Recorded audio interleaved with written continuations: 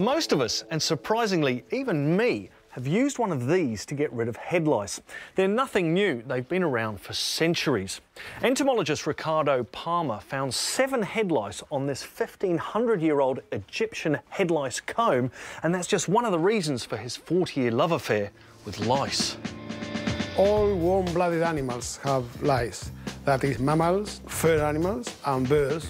Lice are the creme of the creme in the parasite world. Lice are nature's ultimate hitchhikers. They spend their whole lives catching lifts while eating skin or feathers. When their host dies, the lice die too, unless they can catch a new ride. Birds have a greater number of different kinds of parasites, to the extent that I call them flying zoos.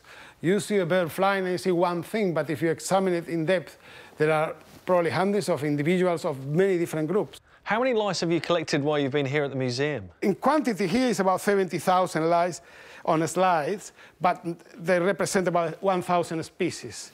Therefore, I have identified a lot of lice in my life, yes. Have you had lice? You will laugh, but yes, I had once, and it was a very unusual occasion. I was in Wellington, walking along Manor Street. Suddenly, I feel something itchy here. And I thought, oh, that's a flea, because it's... And I grab it, and when I look at it, a big female louse. I have it in the collection here.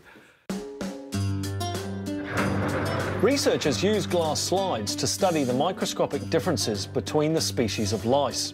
It's a bit like they're fossilised in a resin that's made from a type of tree sap. Like this, they'll last forever, but getting them here is no easy task.